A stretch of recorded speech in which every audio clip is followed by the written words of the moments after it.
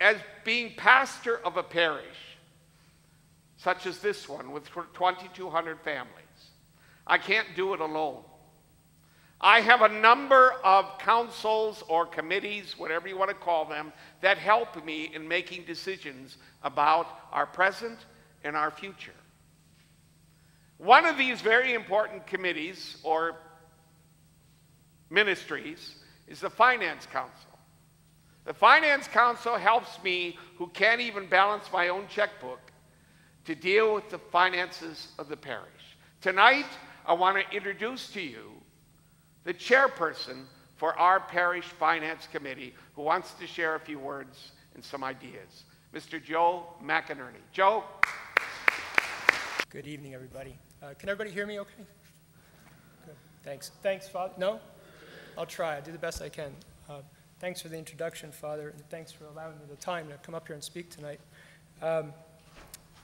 What I want to speak to you tonight about is the Renew, Repair, and Refresh project.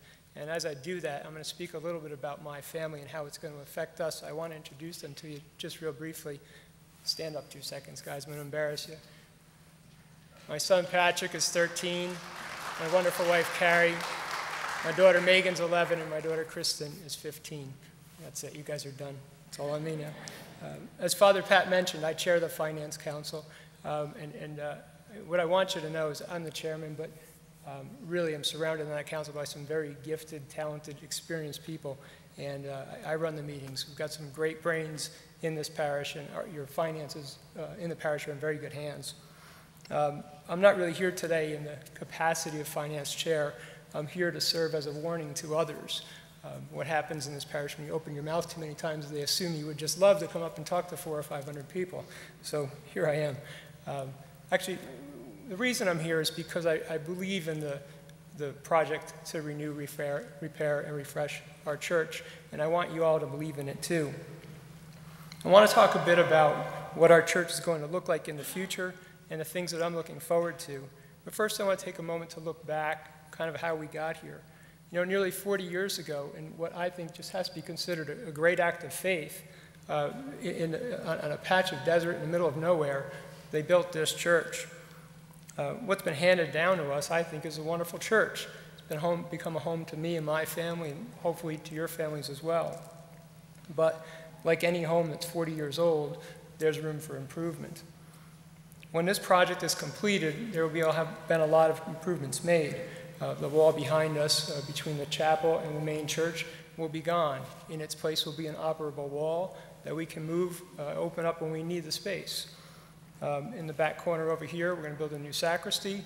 On this side of the chapel, we'll have a multi-purpose room, and off to the side, we'll have a perpetual adoration chapel.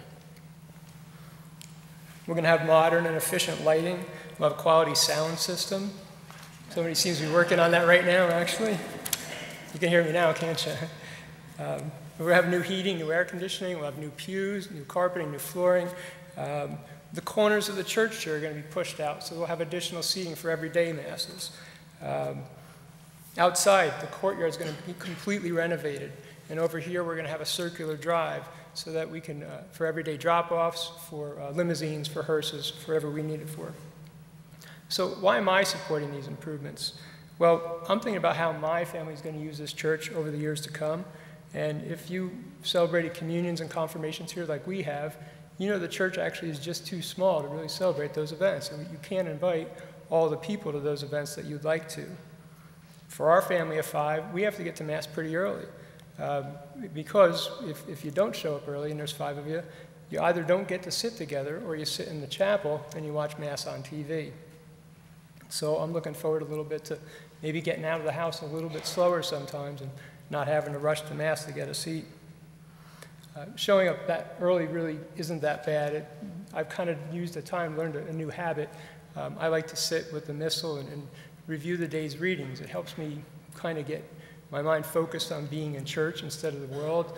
I like to see what the message of the day's gospel is and see what I want to take away from the Mass.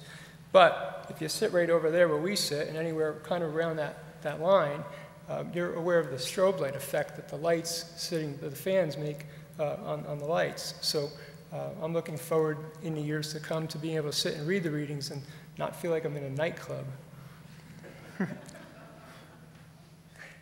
So, oh, here's the good part. I get to embarrass my kids a little bit, and I think it's only fair if I get to come up here that I get to pick on them some.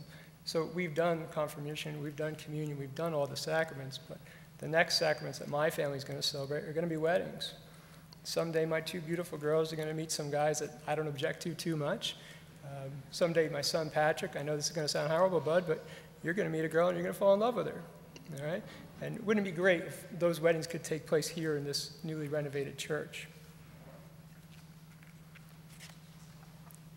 Eventually, after all those weddings and some gray hairs later, maybe we'll have some grandkids, and we'll have some confirmations and communions, and maybe they'll take place here. And if they do, the church will then be big enough that we can actually invite our family, our friends, and the people we want to share that with. So those are some of the ways that I envision my life in the new church. But we know life doesn't always pan out the way you plan. Things don't go exactly as we expect. Maybe my kids will get married in other churches. Maybe Carrie and I will make some road trips for confirmations and communions. Who knows? But I think about this. 40 years ago, our predecessors didn't build this church just for themselves. They built it for us too. People they'd never met, people they weren't ever going to get to know. And that's what I want to do. I want to build something for the next generation and the generation after that. It'd be great if my family gets to use the church just as I've laid it out, but even if they don't, we're going to get to pass on something beautiful to people beyond us. What I'd like each of you to do is find something about this project that excites you. Find a reason that you want to be a part of it, and find a reason you want to support the project. If you're not sure what that reason is, please grab one of the project brochures on your way out today.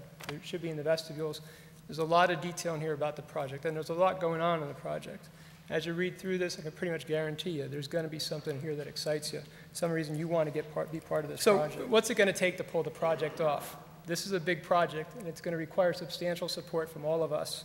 All told, we're going to need $5 million to pull this off. We need to raise as much of that money as possible. What we don't raise in the form of pledges and contributions, we're going to have to borrow. Financially, this church is in good shape. We have the capacity to borrow money. However, we have to consider that whatever we borrow, we're going to pay back with interest. And I say we, I mean we. It's going to come out of our pockets if we borrow money eventually. So we're better off to raise as much money up front as possible. That means we need to all give as generously as possible. Personally, I've made for me what feels like a substantial commitment to the project. This is, we've got the signs, the year of faith. And for me, my pledge was very much an act of faith. I had a number in mind that I was considering contributing to the Pod project, and we'll say that God sent a messenger to me who suggested a different number. I had to think about that number and pray about it. Ultimately, for me, I decided to stretch beyond my comfort zone a little bit and trust God. I ended up making a 3-year pledge to the capital campaign, and I didn't pledge money that was sitting around in the bank. If you're raising 3 kids, you don't have extra money. It's just the way life is. So I don't know where it's going to come from. Maybe over the next 3 years, God will put opportunities in front of me, and the money will come. Maybe over the next 3 years, God will show me that I didn't really need to spend money in all the ways I thought I did. Either way, my act of faith is to trust God and to believe that He's going to make this work out. And I think that He will. So I ask each of you to make a pledge to the capital campaign. If you already made a pledge, I thank you. Thank you very much for your support. If you're already making contributions but have not actually filled out a pledge card, please fill out a pledge card. Pledges are very important for us to get the financial approval we need for the project from the diocese, from the banks that we have to deal with. They look at pledges, not quite as money in the bank, but very favorably. So we need pledges completed. If you haven't already made a pledge, please make one soon. We have an important meeting coming up with the diocese that's going to give us our final financial go-ahead for this project. That's coming April 15th. So we need to have as many pledges in ahead of that time as possible. The pledge cards are in your pews. They are in the pews? Yeah, they're in the pews. They look like that. They're really self-explanatory. I'll just go through it briefly. Name, address, phone number, the way we can get a hold of you. There's a number of check boxes. You can check an amount you want to contribute, or you can write in any amount that you want to over here. You can do your pledges over a 3-year period. You can do that monthly, quarterly, weekly, annually, whatever works for you. And then down here, check how we're going to get money from you. It's going to be cash or check. It's going to be credit card. You can contribute stocks, bonds. There's a number of ways to contribute. On the back, there's a nice, helpful budgeting tool. Kind of down the side here, it says a number of contributions, dollar amounts you may want to consider giving. And then over 1, 2, and 3 years, it breaks it down so you can see what that gift would be on a monthly, quarterly, weekly basis. It's a good budgeting tool. If you're just flat stuck and you don't know how much you want to contribute, please speak to me, speak to Father Pat, stop by the office. There'll be somebody glad to help you make that decision. Okay, I want to close with 2 thoughts. First, please think a bit about what we're building here. What we do in the coming months is going to serve this community for the next 30 or 40 years. We have an opportunity to impact the lives of others, people we'll never know, just like people did for us 30, 40 years ago. I think that's a pretty special opportunity. And lastly, I want to share this with you. When we meet as a finance council, we begin and end all of our meetings with a prayer. In our closing prayer, we stop and we thank God for having been with us through that meeting, for guiding us and giving us counsel throughout. One of the things we say in that prayer is that you helped us to rest in your calm and to move in your urging. So I ask that each of you pray about what God is urging you to do. Chances are he's urging you to support this project and help build our community. So please rest a bit in the calm of prayer and then listen to what God's urging you to do. Thanks for your time, thanks for your attention, and thanks for supporting this project.